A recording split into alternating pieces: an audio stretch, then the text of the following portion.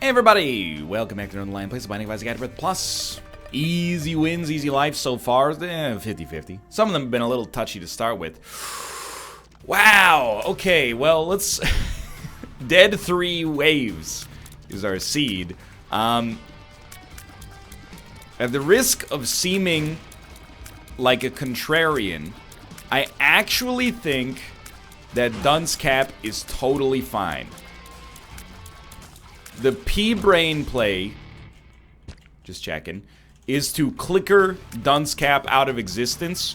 There may be a use case for that, but I think Dunce Cap is slightly underrated by, you know, a certain chunk of the Isaac playing population. I would rather have a 7 rate of fire and shoot straight ahead, but a really, really impressive early game rate of fire to shoot at a 45-degree angle, I'll take it as a positive and not as a negative for now. Obviously, if we can get like Tractor Beam or something like that in the future, that'd be nice. Clicker is one of the worst items in the game, in my opinion. Love Stigmata here. I would replace Clicker in a heartbeat with just about any other spacebar item I can muster. But for now, I actually think, like, I have little to complain about. We basically have 4 damage and a 7 rate of fire. We have to stand at a weird angle. That's unusual, and that's a debuff. I'll give you that one. It's not like it's a bonus to have to shoot weirdly. But, it's not that bad, because we also get all the shots coming at a 45-degree angle from the other direction. So I actually don't think this is as bad as it might look. Now, some of that, you know, it's going to hinge on our level of existing HP, which we don't really know where it is right now, but we know it's at least 1 thanks to Stigmata, possibly 2 after our boss fight here. Possibly more. Now, we probably shouldn't have picked that up, but just goes to show you my level of confidence in where we're standing right now. Oh, I love it. It's a boss you don't really want to shoot at a 45-degree angle, but also a boss that's very much on the easy side of things. No complaints whatsoever. Polydactyl. Don't take the pill yet. Go down to the next floor. We even have an arcade chance. So if we got a lot of HP, like, we're steamrolling a little early. We had a comfortable amount of HP. The pill was relatively poor. But apart from that, dude, I'm feeling pretty good. It's one we gotta permanently, like, pay attention on this run, and that's very hard for me. I was thinking the other day, like, well, you know, the new WarioWare game came out, and if you're not familiar with WarioWare, it's from a little company called Nintendo. I'm not sure if, you know, if you're a true video gamer, you'll probably know who they are, but if you're just kind of a casual fan, you know, you only play Gameloft games, Clash of Champions, etc., etc., you may not know, but it's a collection of mini-games. And I was describing to Kate that, like, WarioWare... Ooh, tell you what. I'm zany. But we're at least gonna use what we've got right now for a little while. We'll D4 eventually, but I want to roll this floor as is.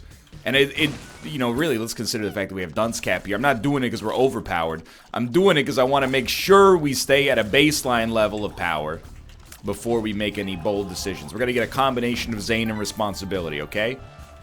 But I was describing to her that WarioWare is basically like my favorite video game. It's not actually, like, if you ask me what my favorite game of all time is, I'm not going to say WarioWare Mega Micro Games on the Game Boy Advance, even though I love it. Probably say The Binding of Isaac AFTERBIRTH. But either way, it's like my ideal game because you only ever have to focus for like 5-second intervals, which is about as much as I like to. I'm capable of longer focus, like academic pursuits, etc., etc. But sometimes in video games, I get bored a little bit, and, you know, I'm waiting around. Oh, Thoros has returned from the land of Mir, and, you know, I don't care.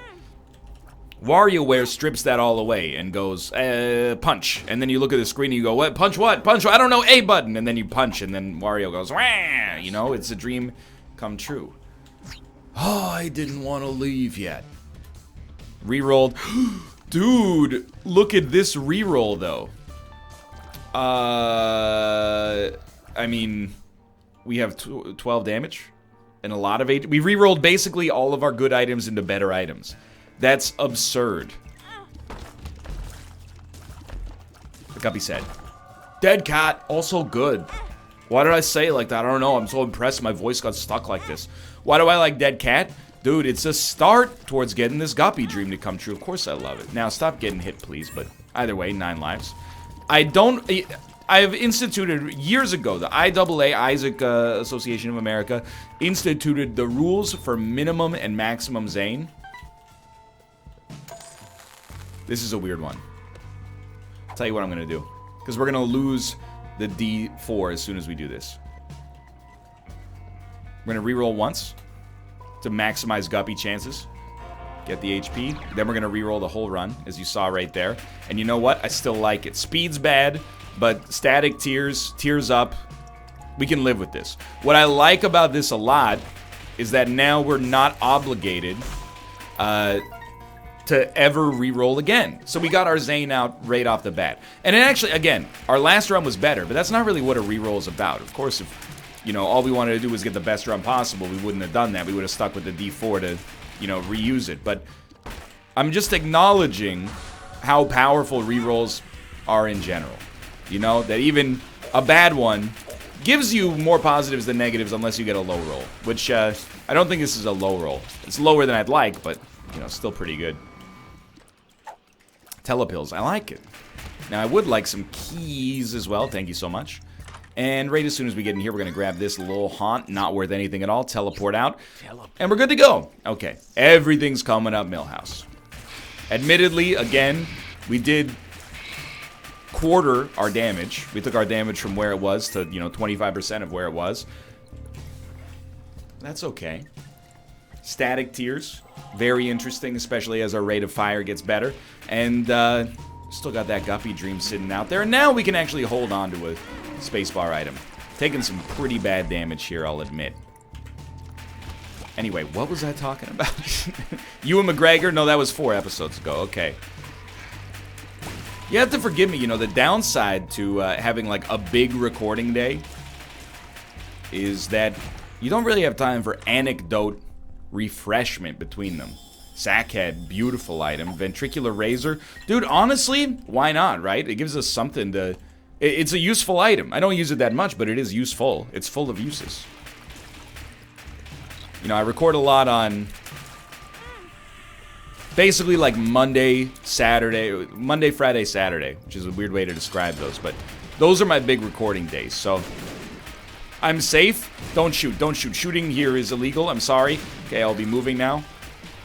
So it's really like Friday is like week's anecdotes. That's not how you say it, those words. The week's anecdotes get out, and then I got nothing. And then on Saturday I replenish some anecdotes, and I can get those out on Sunday and Monday, hopefully. It's tough though, you know, I've been trying to strike a balance. I don't know, I'm gonna take the middle one here. The peak of the triangle. Celtic Cross is fine. I'd rather not know what the other items are, just in case they're amazing. I've been trying to be a less judgmental person. It's this weird give and take, right? That, like, I want to be nice, but simultaneously, I also, you know, I do judge people in public. I don't judge them for their politics, their race, their language, their creed, etc., etc. But if they take too long to pick out which brand of beans they want to buy at the grocery store, then I go, I mean, what do you look at? Black beans. What are you looking for? All the cans are the same size. All the cans have the same ingredients. The only difference is price. So surely, like, you know, you either have a brand of beans that you like for one reason or another, or you're just going to take the cheapest can. You know, it's not like there's going to be a marked difference in, like, riboflavin content between one bean grower to another. I'm just confused about why this takes so long. But anyway, whenever I tell those stories, people laugh, but they simultaneously go, "You're a jerk." And I'm like, well, I don't want to be a jerk. So when I go out in public and somebody crashes their car into a vending machine, I go, maybe they had a hard day. I'm, like, torn between two different camps right now, you know? Of, like, I don't want to be hyper judgmental, but simultaneously, you know, I still want to be entertaining and call people idiots, or at least highlight, you know, when I feel like they're being bizarrely and arbitrarily inefficient in their decision-making process. That's all I'm trying to say. And it's hard. Because you see, like, a lot of stupidity on a daily basis. And believe you me, I think this is what maybe I do a bad job getting across. As I'm going to head down on the next floor, I think. I recognize, probably more than the average person in the population, how stupid I am. You don't understand that on a daily basis, I receive, I don't know, not hundreds, but over a dozen tweets that are like, hey, you know that thing that you recorded yourself doing? You did a bad job of it, and here's why. Like, what were you thinking? And the answer is, you know, I was thinking about Burger King, or whatever the heck I was talking about simultaneously as I was doing it. You know, I recognize more than anybody else, because most of my life is lived under the microscope to some extent. Just want to get that out of there. I recognize how many mistakes I make. When I'm making fun of somebody else in public for something that's, you know, more or less banal minutia, I'm actually just making fun of human beings in general, because I understand. It's like our brains are really good, but like they're the best thing we've ever seen when it comes to abstract reasoning, but simultaneously they are also pretty stupid. Like, I'll give you an example. When I dropped my car off to the mechanics to get an oil change today, it's packed. The parking lot is unbelievably packed, and it's a city parking lot. You know, I'm not talking about this is like a Costco parking lot in Wichita, Kansas, where you're like, there's a lot of cars, but every space is like 3 times the size of a Ford F-150. I mean, this is tight. I was backing into a spot. I have a backup camera, so it's extremely easy to back up into a spot. You do not need to be a skilled driver to back up into a spot with a backup camera, which is why they should be mandatory. Because it makes my life so much easier. But anyway, I was backing into this spot, and I did it, you know, it was a very, very tight spot. First pass, 90% of the way there. I was like, I could squeeze it, but I should pull out and readjust. I pulled out, went to readjust. My brain was just like, I don't know how to deal with this. My cognizant brain was like, I've seen this 1,000 times, I know. Like, my brain should know how to turn the wheel. But my brain was just like, you know, for the next, like, 3 seconds, I'm not going to give you the relevant information. And I don't think this is early onset Alzheimer's or something like that. To keep myself relatively sharp. I think it was just like, my brain had like a seg fault error temporarily and was like, I don't really know how to get to, okay, now you're good. And then I just backed it in, and I was like, you know, the meat wasn't responding as quickly as I would like it to. It's just an example of the human brain being more spotty, you know. Like, I think we operate under the assumption that it's faultless. But sometimes, you ever, like, be speaking to somebody and you say the wrong word, but you didn't realize that you said the wrong word, because in your brain you knew what you meant to say. So you were like, you know, you meant to say sequence, but instead you said consecutive. And they go, what do you mean consecutive? And you go, what do you mean, what do I mean consecutive? I didn't say that, did I? And they go, yeah, you did. And you go, what? Are you sure? And you have to ask, are you sure? Because maybe their brain broke, and they heard the wrong word when you said the right word. Because deep in your head, you're like, I didn't make a mistake. They probably did. The mind is it's a fickle beast, dude. It's an unreliable narrator, I guess is what I'm trying to say. Hey, I'm loving the run, don't get me wrong. I just would love as well if you could give me just the slightest bit of improvement here from a damage standpoint. I'm happier with where we're at, I think. I'm being sincere, if nothing else, or if about nothing else, I'm being sincere about the backup camera. I'm not suggesting it should be illegal to drive a car that doesn't have a backup camera. I'm saying it should be illegal to make a car that doesn't have a backup camera. I'm tired of everything being about class warfare as well. I know people, what about, you know, people who are too poor to afford a backup camera? Okay, then the government should, I don't know, as long as we're talking a perfect world scenario, make backup cameras free for the good of public health. I'm just saying, okay? Not everything has to be about, you know, there's no ethical consumption under capitalism. I'm just saying the backup camera is a good invention, is what I'm trying to get across here. I grew up, when I learned to drive, backed into every parking spot because my parents instilled in me it's better to back up into a spot than it is to back out of a spot. Now, everybody knows the ideal parking situation is you pull into a spot and then there's nobody parked directly ahead of you, so you keep pulling in. That way you can pull out of the spot as well. That's a top-tier parking mentality. I don't disagree. But it's actually, I think it's easier to back into a spot than it is to pull into a spot because, you know, I guess from a kinematic standpoint, I'm having a hard time explaining it, but you know, like the pivot point for your car makes it possible to get into a tighter spot than if you're turning with your front wheels. I think, at least. But it's also partly the backup camera. This is not boastful. It's 100% technology. Since getting a backup camera, I can park in a spot that is 1.05 times the width of my car.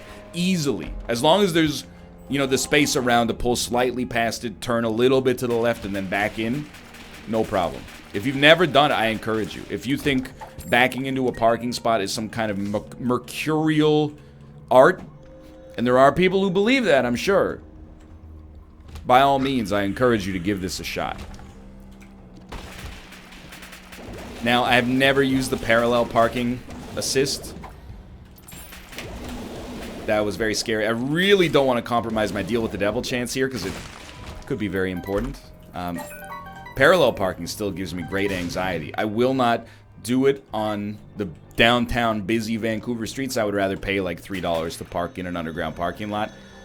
And when it's more than that, when somebody like starts to parallel park, I don't get mad. Like, oh, you're gonna take 3 seconds and ruin my commute. I'm more like, oh my god, we have like, there's a badass. This guy's not afraid about trying to park on like, you know, East Broadway during rush hour. That's incredible. Like, to one day have that level of confidence would be amazing. Or alternatively, hear me out now, 100% of cars can be self-driving by the year 2025. I'm a little bit optimistic, I'm just saying. Not a little bit optimistic, extremely optimistic. Still, though, it would be sick. That's probably the technology I'm most looking forward to. Because it seems like real. I don't want to go into outer space. It seems scary. And there's nothing out there for me. When I was younger, maybe a different story. Now, I'm beholden to creature comforts. I don't want to eat just potatoes. I love potatoes. But, you know, to some extent, variety is the spice of life.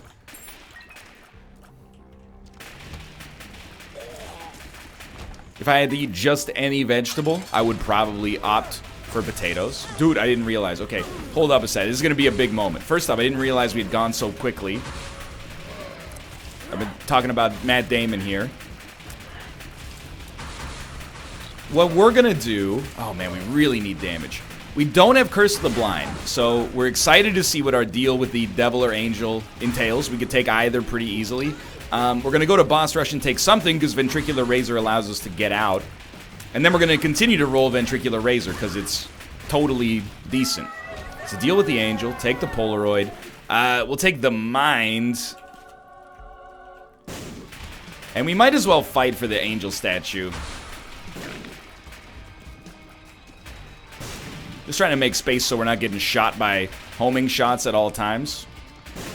And we're looking like Gary Oldman in the 1993 Francis Ford Coppola Dracula adaptation right now, which is extremely my aesthetic. Hey, hey.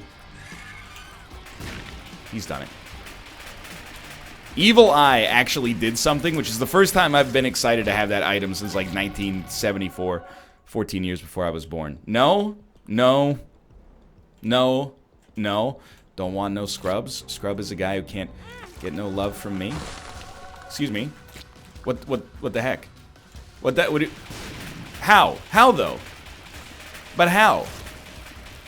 Because I'm... The thing it never opened until I put down the second portal. Was it because I put one of them down in the angel room? Well, I botched this one miserably. It's not the end of the world, but it's really bad. The only reason it's not the end of the world is because we have 9 lives. This very well could be just an outrageously long fight. We have 3.39 damage. Now, I'm not going to deny there is the chance that this ends up working out for us if we get a really good item for doing it, but I mean, this is pretty bad. I mean, come on, I'm on a tight schedule here. Are we running on schedule? I got an agenda. Put your tender heart in a blender, and still I surrender to you. Well, we're talking about, you know, musical guilty pleasures from 5 episodes ago. So there's 2 ways out of this room. We kill everything or we die trying. And, by the way, where did that red heart go? There was a full... Did I pick it up? Did it get bombed into me? Perhaps.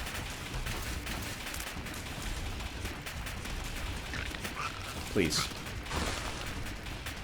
Wow, that was terrible.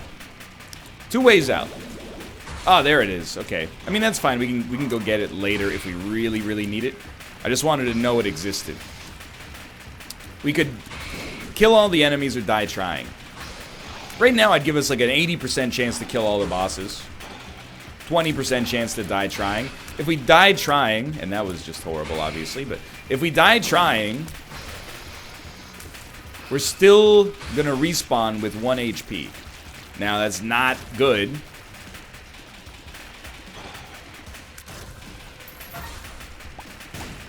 But it's not the kiss of death. I will say, statistically, I'm doing like, let's be honest, we got plenty of time. I'm doing an audit of this run right now, and, you know, if I'm the IRS, I'm not liking what I'm seeing. Bad speed, bad damage, rate of fire is a blessing, for sure. And very nice, you know, for our purposes, that we get to fight every champion under the sun, apparently. Where are you? Oh, we hit him! Well, I think, you know, sometimes you just got to accept you make a mistake. This is the kind of thing that can happen. You're going to spend a lot of time here. And that's, you know, not necessarily good, but it is what it is. You know, any streak of any length is going to have some moments like this where everything goes terribly wrong, and that's part of, you know, it's part of the fun of it, is navigating those situations and making it through. Do we have placenta? I swear we gained a half red heart without picking it up there. Now, also, if we can kill Larry Jr. last, we'll get a spirit heart. Okay, thanks for walking in front of the Bob's brain I meticulously placed for another enemy. I really appreciate it. Okay, and then murdering yourself on the spikes. We shouldn't pick that up yet. We already picked up the 1 spirit heart, but we shouldn't, you know, throw good money after bad. The ideal 10 out of 10 item for us here is piercing shots. Obviously, any, like, Polyphemus, Sacred Heart, of course. Anything along these lines would be exceptional, but we can get piercing shots. No. Okay. If we can get piercing shots, our static tiers will be 10 times better.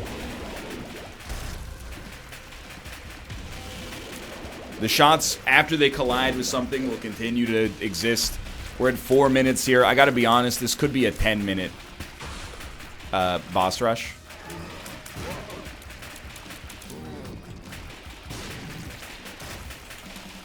Wouldn't surprise me. Hey, could you just frig off? I don't want to use strong language, okay? Sergey Brin may be watching this video. Larry Page, etc., etc. Please. This is the kind of boss rush that's like, you know, you're the lost, and you have to do boss rush to complete the post-it note, but you really don't wanna. Beer gut that I had last week. I must say them talking to. Does he say beer gut? I want some gin and juice, but I really don't wanna. Want some gin and juice, but I really don't. I want some gin and juice, but I really don't want a beer bust like I had that last week. What is a beer bust, Lubega?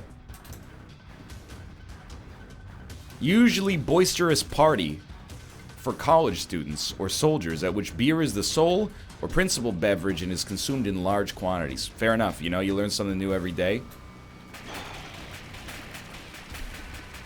It's always nice when a pop song can teach you something. They don't do it like that anymore. Back in the day, we used to have edutainment, like Lou Bega's Mambo Number 5.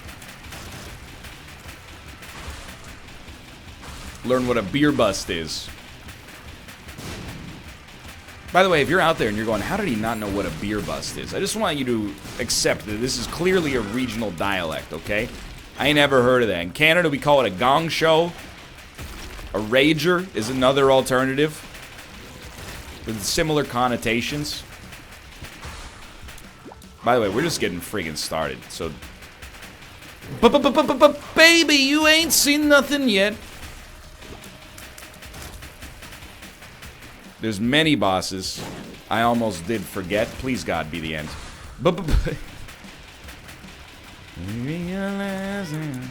At this point, like, you can tell I'm starting to lose momentum.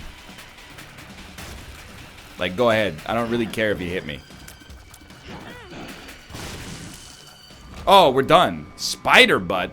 Qu'est-ce que c'est? I mean, I think I'd rather have ventricular razor, but it's not like a... I mean, basically, what I'm trying to say here is that this room was terrible, and I hated every second of it, and we didn't get much in the way of rewards, except for a single luck upgrade. So goodbye, Spider Butt. We also have no idea where we're going, and 3.39 luck late in the game. Big ups to Evil Eye, which I have to be honest, is doing some okay work. Mostly because of static tears, but hey. Sure. Fair. Annoying, but fair. I mean, shouldn't be taking damage to that at this point. You know what would help out a ton, and is a very realistic and not, like... Well, that's a little dangerous, but... And it actually just flies in the face of what I was about to say. I was about to say a nice, realistic improvement for us would be if we could get a speed upgrade. Now, I deliberately took a speed downgrade because it could lead to us getting some demon hearts.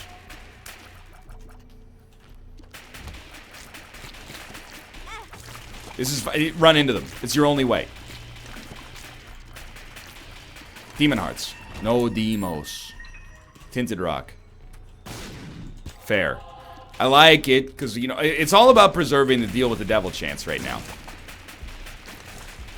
It's only, I mean, it's 33%. It's 21% of that is a deal with the devil chance. The other 12 or so goes to devil deal. I hope I said that in the right order. You know what I mean?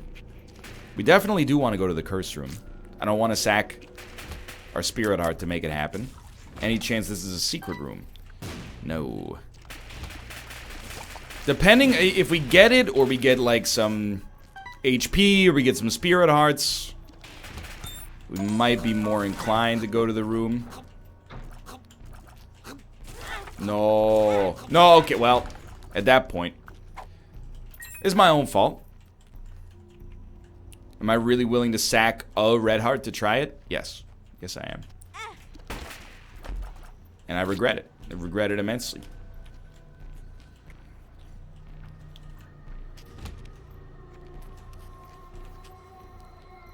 I'm going to use it. We have golden keys and golden bombs. Don't be afraid to use those.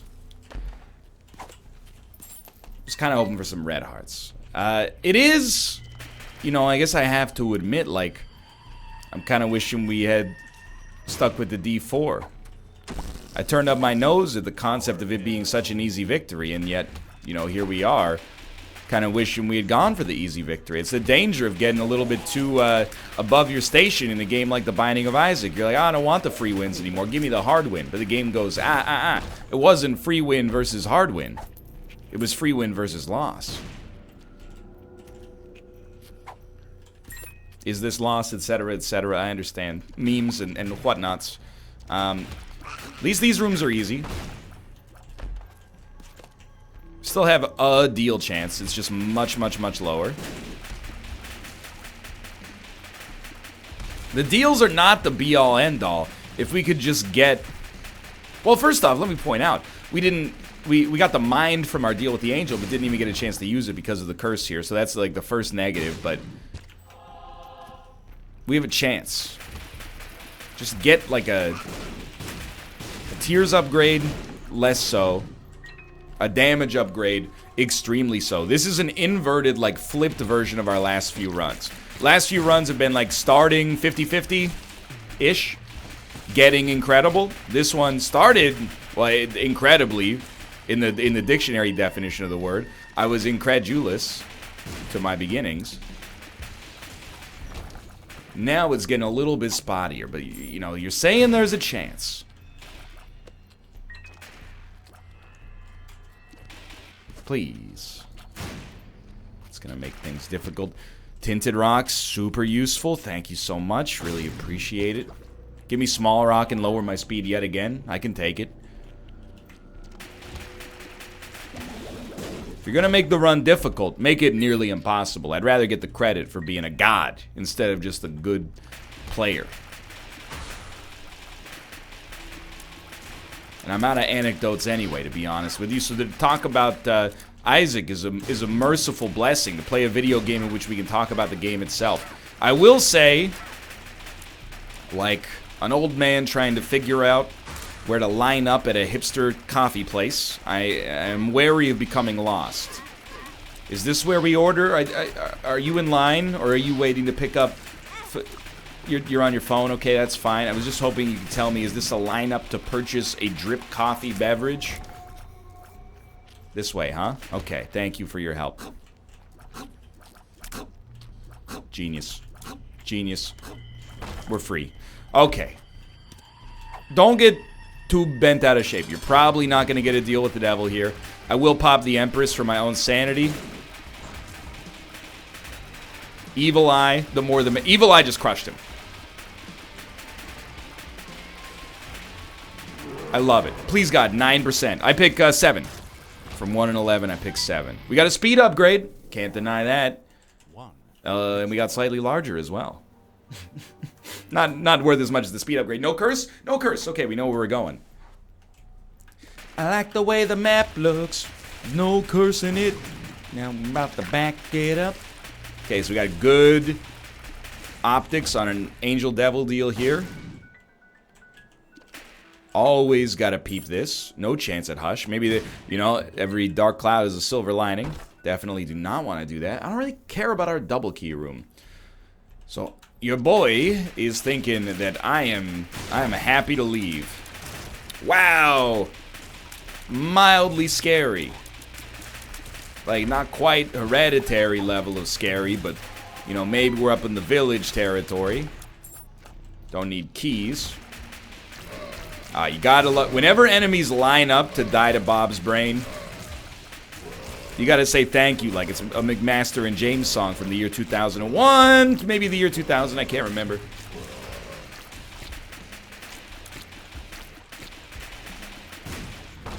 Okay. Almost there. I love this room. Now that we got speed, 1.17 speed, that room does not frighten me. So what we're going to do, this room doesn't frighten me, but it doesn't interest me. I've decided, I'm going to be passing. Like Arlene Dickinson on Dragon's Den, I'm out.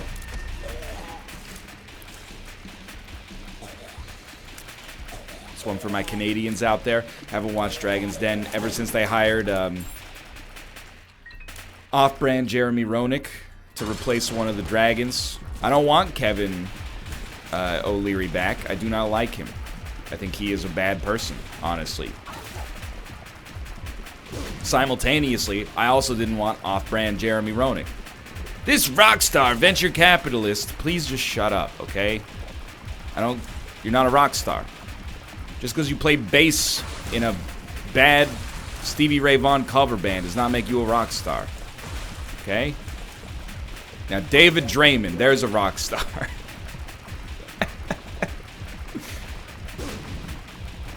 Whoever the lead singer of Aerosmith is, I forgot his name. Tyler Stevenson.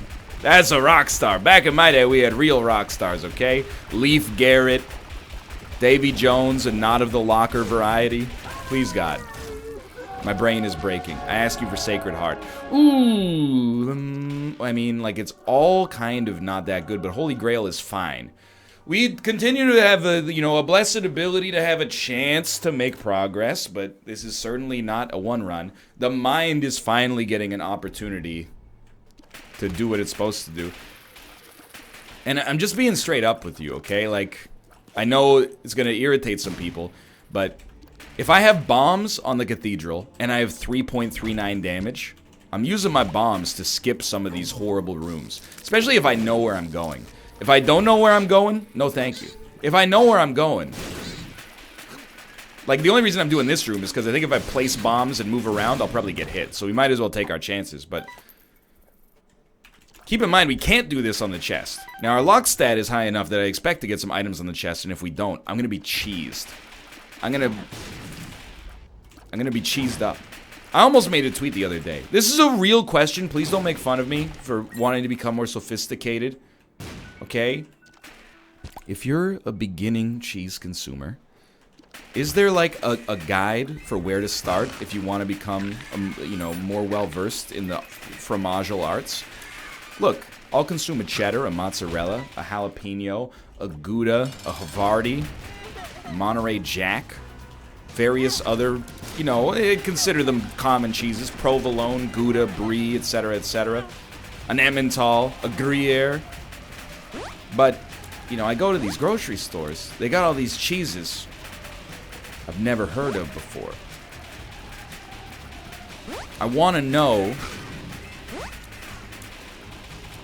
where do I start? What do I pair it with? What do I look for when I consume the cheese? And if you're gonna answer it, well, just look for one that tastes good, nerd. Okay, I mean, your boy gets down with the cheddar, with the best of them, okay? But I'm also interested in expanding my cheese flavor profile. And I understand it's probably the smuggest thing I've ever said in my life. But I got sad because I bought a cheese. I've had it before. It's called Pacific Rock. It's a hard cheese made in Quebec. It's a little stinky and a little salty, but I liked it. I bought it. I told Kate, oh, I had this cheese before. It's so good. I ate it. While I was eating it, I do what I always do when I eat foods I'm not 100% familiar with. I looked it up on the internet. I searched Pacific Rock cheese. Found various reviews for Pacific Rock cheese, most of which said, it's trash, it tastes like sour dirt. And these are not reviews from like 4-year-olds with unrefined palates. These are from like real cheese lords. So I was upset, but I also, realized. By the way, I do want to fight Mega Satan, but I don't want to do it yet. I just want to see if we can get some items. If we can't, we're going to opt out at Blue Baby. And if you're worried about, oh, NL, I thought you were zany. Well, did you see us use the dice room when we had the greatest run of all time? Did you see us use the D4 when we had the greatest run of all time? Exactly. Keep my name out of your mouth, please. And tell me, where do I start to sample and appreciate soft and semi-soft cheeses that are going to stink up my refrigerator? I beg you. I want them. Why does my power keep turning on and off? Did the big one hit while I was recording this episode?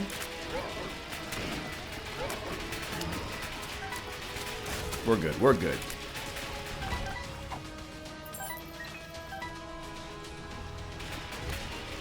Because cheese, I think, is kind of like beer. There's not underground, but there's craft cheese, and I'm not talking about craft with a K. In the same way, like, if someone was like, I want to start sampling, like, new flavors of beer, I've only really had, like, domestic macro brews. What should I try? And I'll be like, well, you should try one in the style of you should try a sour. You should try, like, a really hoppy IPA and see where the bounds of your flavor profile exist. And then, here's a couple recommendations and blah, blah, blah. And there's going to be some people that are like, just drink whatever tastes good. That's not helpful, okay? If you're looking to cultivate a hobby, you need a little guidance. You know what to look for. We can fly. So don't walk into that and be a stupid doo-doo head. And tell me what kind of cheese I should eat. Anyway. Oh, dude, sharp pencil is fine. Try to protect our HP here. Check the second secret room as well. I'm just saying. Don't resist. Here's the thing, is I understand. To consume what appear to be strange cheeses, it has an air of smugness to it, an air of aristocracy. Oh, I don't eat cheddar, I eat Emmental. You know, I understand. That's not what I'm going for. What I'm going for is looking to expand my flavor profile, so that if I'm at a place that's like, we got cheese but it's got blue streaks in it, I don't go, ooh, is that gross, icky, moldy, worldy? You know, I can go, oh, I can appreciate, the poison in this one tastes good. I do like blue cheese. I did mention, I don't know, maybe like 6 months ago in a video, I was like, I like blue cheese, but when I eat it, my body temperature rises and I get a little flush. And then people were like, yeah, you're allergic. You're allergic to blue cheese, like mildly. You're not gonna die, but you're like having an adverse allergic reaction. And I was like, sick. I love eating poison. Suck on that, ancestors. You avoided these berries and mushrooms your whole life, and then I'm just diving right in. Well, the allergic reaction from this one is quite delightful. A sense of warmness permeates my inner being. I love it. Don't hit me with that move. So, I'm gonna be honest with you. If we fight Mega Satan, I would bet on a loss. So, I'm not gonna fight Mega Satan unless we get something amazing immediately. I'm gonna fight Blue Baby. And if you're mad about that, I invite you to consult 2 documents. Exhibit A is my damage stat, 3.97 on the chest. Even with a 5 rate of fire, that's not good, okay? If Exhibit A is not enough for you, I'm sending you a scanned copy of my middle finger. You can call that Exhibit F through U. And I hope I'll see you tomorrow for another episode. I'm not actually angry, I'm just saying, you're basically, if you want me to fight Mega Satan at this point, you're basically deliberately asking me to lose. You're going, hey, lose for my amusement. Nah. We're keeping the meta game of the streak alive here by making an adult decision, as much as it pains me to win, because I deserve it. It's gotta be done. Look at that. And we even got some heals at the end. Thanks for watching. I hope you've enjoyed it. If you did, click the like button. It helps a great deal. Of course, subscribe if you want to see more in the future. For now, thanks for watching, and I will see you next time. See ya.